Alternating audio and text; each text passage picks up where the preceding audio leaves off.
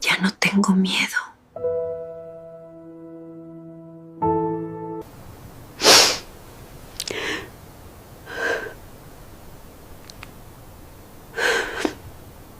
Mi nombre es Teresa. Tengo 76 años y, aunque el tiempo me ha robado fuerza, aún me queda la voz. Una voz que guardé en silencio durante más de 4 décadas.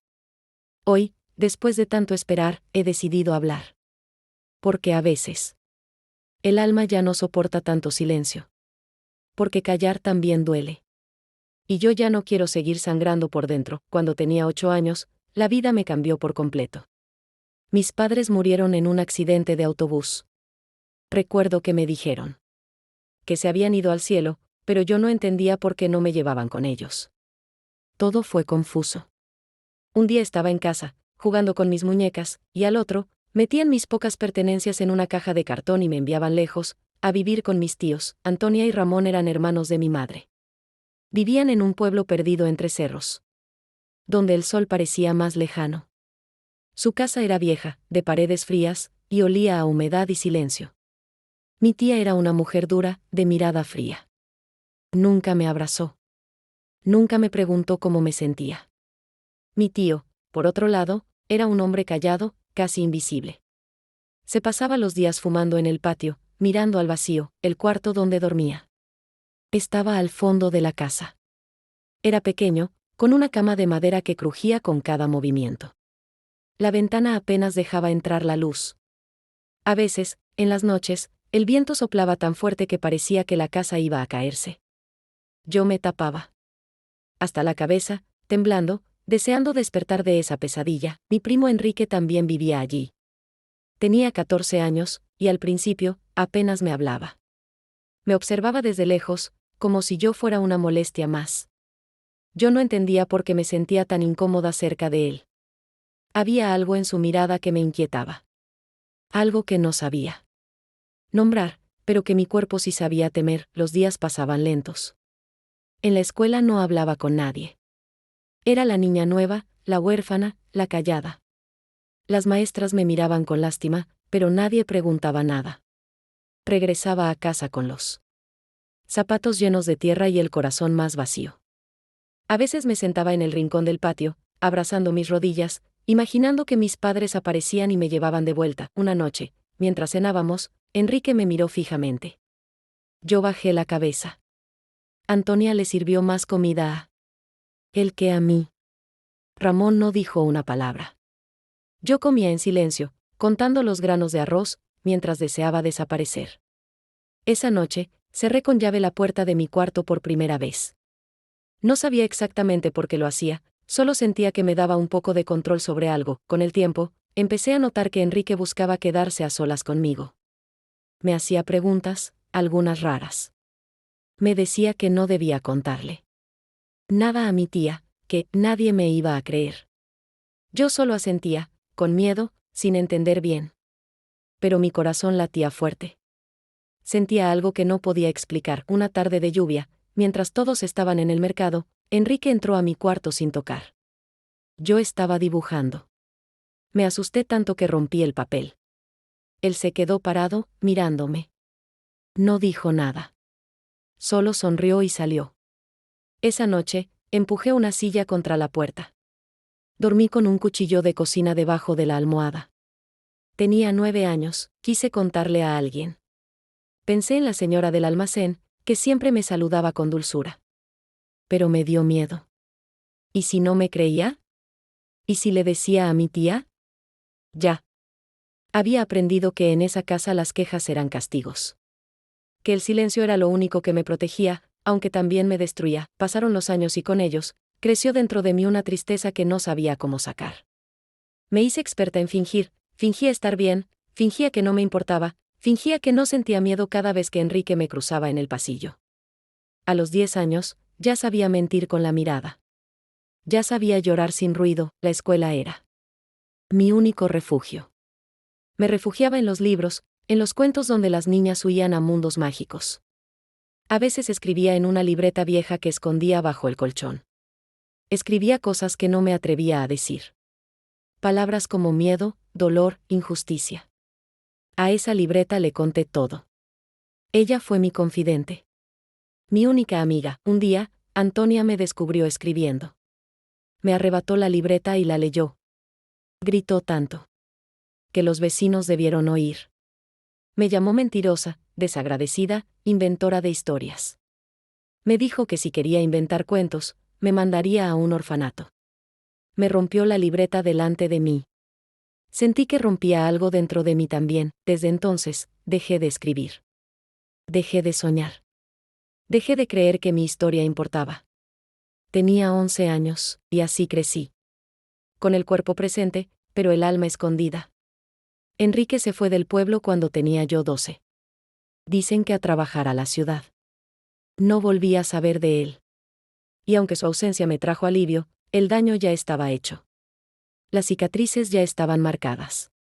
Y el silencio, ese se quedó conmigo por décadas. Hoy, mientras grabo estas palabras, me tiemblan las manos. Pero no el corazón. Porque sé que no soy la única.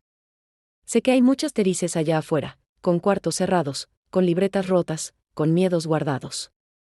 Y a todas ellas les digo, no estamos solas, callé por 40 años. Pero hoy empiezo a hablar. Después de que Enrique se fue de la casa, mi cuerpo respiró, pero mi alma no encontró paz. La ausencia de su sombra en los pasillos fue un alivio silencioso, pero la herida que me dejó no desapareció.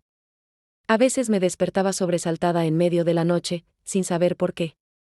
El cuarto seguía siendo oscuro, las paredes seguían frías, pero ahora el peligro ya no estaba afuera, estaba dentro de mí. Tenía 12 años y ya sabía más del miedo que del amor. Sabía cómo esconderme, cómo fingir, cómo no hacer ruido. Al llorar. Me había vuelto experta en evitar el contacto, en escapar con la mirada, en bajar la cabeza cuando alguien se me acercaba. Me habían enseñado que callar era la única forma de sobrevivir. Tía Antonia parecía más irritable que nunca. Me gritaba por cualquier cosa, por dejar un plato mal lavado, por no barrer bien, por quedarme callada. Como si el silencio le recordara algo que no quería ver. Mi tío Ramón seguía igual, ausente, distante, enterrado en su propio mundo de humo y resignación. Una tarde, mientras lavaba la ropa en el patio, la vecina del frente, doña Clara, se acercó a la reja. Me preguntó si estaba bien. Sí, señora, le respondí. ¿Te gusta vivir aquí?, insistió. Me quedé en silencio unos segundos. Claro, mentí. Ella me miró con una ternura que casi me hizo llorar. Pero no lo hice. ¿Por qué? Las lágrimas en esa casa eran castigo. A los 13 años empecé a ayudar en una pequeña tienda del pueblo. Era mi escape. Me levantaba temprano solo para estar unas horas lejos de casa. Me gustaba doblar los manteles, organizar los frascos. Escuchar las historias de los clientes. Me hacía sentir parte de algo, aunque fuera por unas pocas horas. El dueño de la tienda, don Salvador, era un hombre mayor, de voz suave y modales tranquilos. Nunca me gritó. Nunca me tocó sin razón. Y eso, para mí, ya era un milagro. Me enseñó a sumar en el cuaderno, a envolver paquetes, a prepararte para los clientes. A veces me decía, tienes manos de artista, niña. Yo sonreía, pero no sabía qué era ser artista. Solo sabía sobrevivir. Un día, llegó una clienta nueva. Se llamaba Elvira. Tenía el cabello recogido y unos ojos que parecían ver más allá de lo evidente. Me observó con atención. ¿Te gusta leer?, me preguntó. Asentí. Tengo algunos libros en casa que ya no uso, ¿te gustaría que te los prestara? Esa noche, llevé a casa el primer libro que alguien me regalaba. Lo leí escondida bajo las cobijas, con una linterna vieja. Fue la primera vez que lloré. Por una historia que no era la mía, ese libro me salvó. Me abrió una ventana. A través de sus páginas viajé lejos de ese cuarto. Conocí personajes que sufrían, luchaban, resistían y salían adelante. Me pregunté si yo también podía hacerlo. Si existía un final diferente para mí, pero no todo era esperanza. A veces, en la tienda, sentía miradas que me incomodaban. Comentarios que me hacían sentir pequeña. Hombres que se acercaban demasiado. Aprendí a identificar el peligro, incluso cuando venía disfrazado de cortesía. Me prometí no confiar tan fácilmente. Me prometí no volver a sentirme vulnerable. Una tarde, al regresar de la tienda, encontré a tía Antonia llorando en la cocina. Fue la primera vez que la vi así. No vales nada, me dijo entre lágrimas. Tu madre nos dejó esta carga. Y ahora mírame, sola, enferma, vieja. No entendí por qué me culpaba de su dolor. Pero ese día comprendí que ella también estaba rota. Que su dureza era una armadura. Una que, sin saberlo, había usado para lastimarme. Con 14 años, sentía que había vivido una vida entera. Me preguntaba si algún día podría hablar. Si algún día alguien me escucharía sin juzgarme. Si algún día dejaría de tener miedo. Hoy, mirando hacia atrás, entiendo muchas cosas. Entiendo que no fui culpable. Que el silencio fue mi escudo. Que no era débil por callar, sino fuerte por resistir. Y mientras grabo esta parte de mi historia, quiero que quede claro, las heridas que no se ven también existen. Y aunque nadie las reconozca, también merecen ser sanadas, porque a veces, lo más doloroso, es lo que nadie ve. Después de dejar atrás el pueblo donde crecí, donde viví tantas sombras y donde mi niñez fue arrebatada en silencio, creí que podía comenzar de nuevo. Pero el pasado no se deja atrás tan fácilmente. El silencio, ese que me salvó tantas veces, también me condenó. Se volvió parte de mí. Hablaba poco, confiaba menos. Era como si una parte de mí siguiera viviendo en aquella estación, esperando a una madre que nunca regresó. Los primeros años en San Jacinto fueron duros. Dormía en una pensión donde compartía baño con otras mujeres. Trabajaba en la panadería. Desde la madrugada hasta bien entrada la noche. Me dolían las piernas, las manos se me partían del frío, pero al menos nadie me gritaba. Nadie me obligaba a callar. Por primera vez, yo era dueña de mis pasos, aunque no supiera aún hacia dónde iba. A veces, mientras servía café, me preguntaban de dónde venía. Siempre respondía lo mismo, de un pueblo pequeño. Nunca decía más. La gente no solía insistir, y yo agradecía ese límite tácito. No estaba lista para hablar. Aún no. Había demasiadas palabras atragantadas. Demasiado miedo a ser juzgada, a no ser creída, a que mis cicatrices no fueran vistas como heridas sino como culpa. Fabiola, la dueña de la panadería, era una mujer de pocas palabras pero de manos firmes. Un día, mientras limpiábamos juntas, me dijo, a veces el pasado se queda pegado en la piel. Pero el alma, esa puede aprender a respirar de nuevo. No supe qué responderle. Pero esas palabras me acompañaron por años. Fueron un primer rayo de luz. Escribir se volvió mi refugio. Compré un cuaderno pequeño y cada noche escribía. No lo que me había pasado, aún no podía. Escribía lo que soñaba, casas con flores en las ventanas, niñas corriendo libres por la calle, madres que no se iban. Era mi manera de inventarme. Una infancia que no tuve, de regalarme memorias que nadie me dio. Fue en esa época que conocí a Luis. Llegó una mañana como cliente, pidió pan y café, y me sonrió. No una sonrisa cualquiera. Era una de esas que no piden nada a cambio. Que solo están ahí, sinceras, tranquilas. Volvió al día siguiente, y al otro. A veces traía un libro, a veces simplemente conversaba. Me hablaba con respeto. Me escuchaba. Me hacía reír. Tardé meses en confiar en él. Y aún más en permitirle acercarse. Pero nunca fue invasivo. Me decía, Teresa, lo que tú me quieras contar, cuando quieras, será suficiente. Y eso me desarmaba. Porque nadie antes me había dado esa libertad. Todos querían respuestas, explicaciones. Luis no. Luis me esperaba. Nos enamoramos a fuego lento.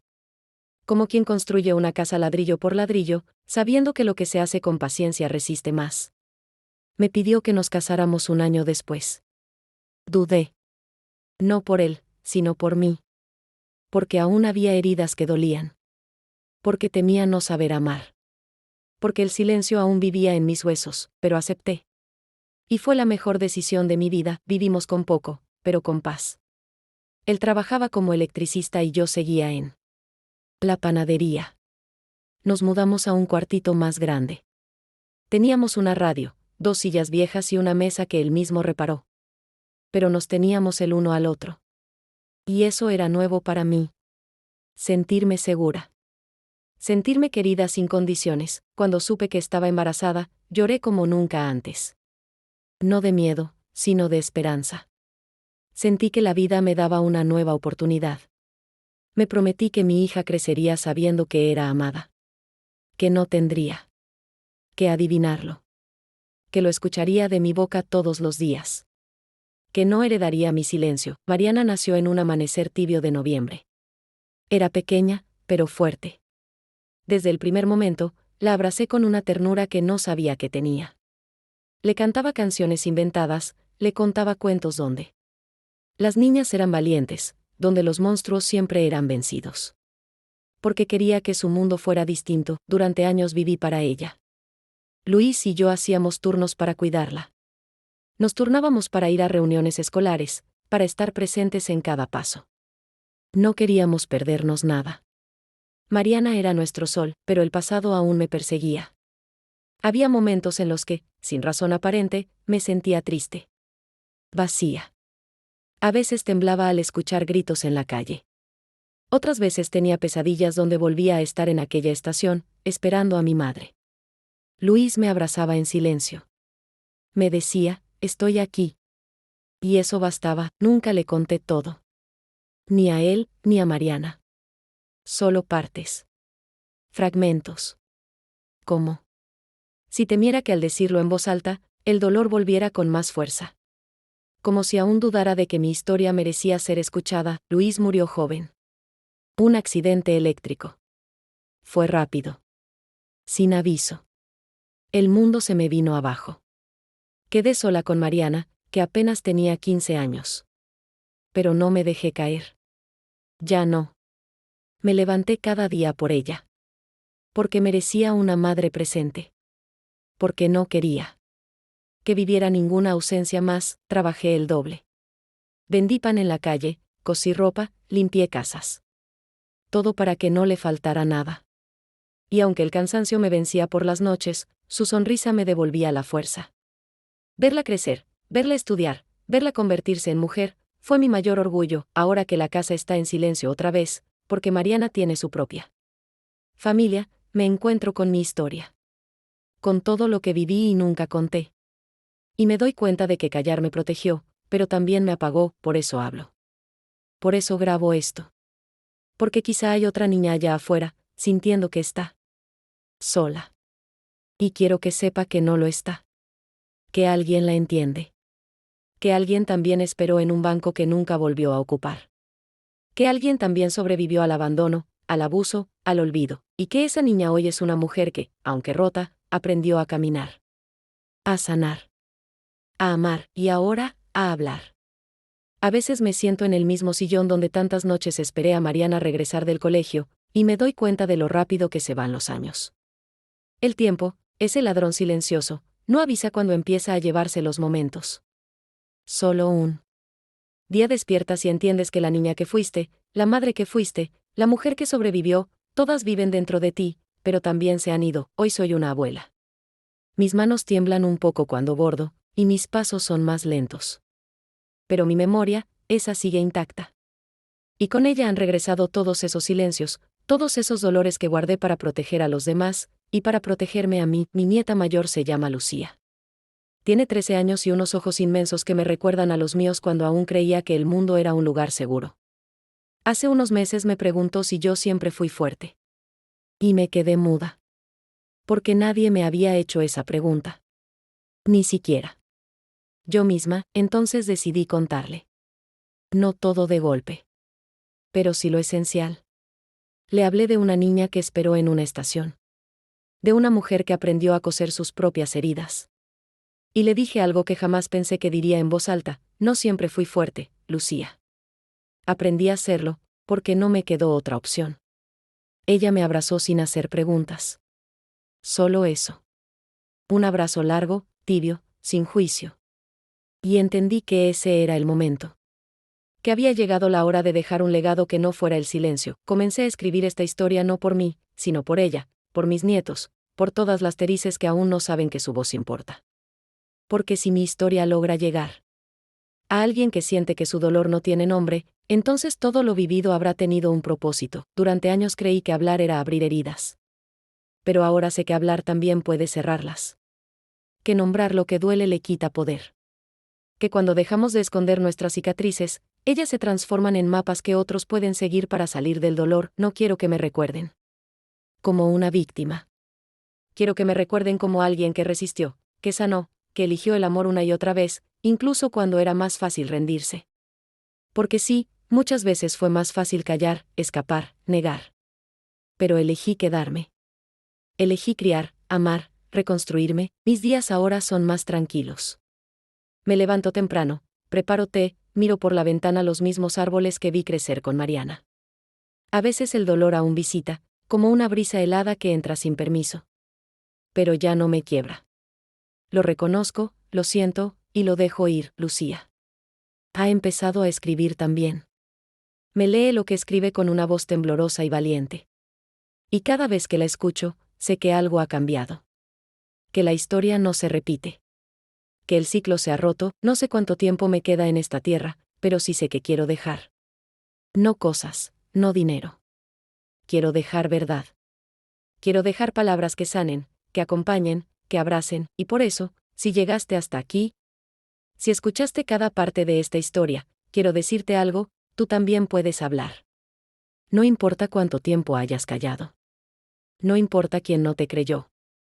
Tu historia importa. Tu dolor tiene nombre. Y tu voz tiene poder. Gracias por permitirme compartir mi camino. Gracias por escuchar con el corazón, y recuerda, nunca es tarde. Para romper el silencio, nunca es tarde para volver a empezar, Teresa.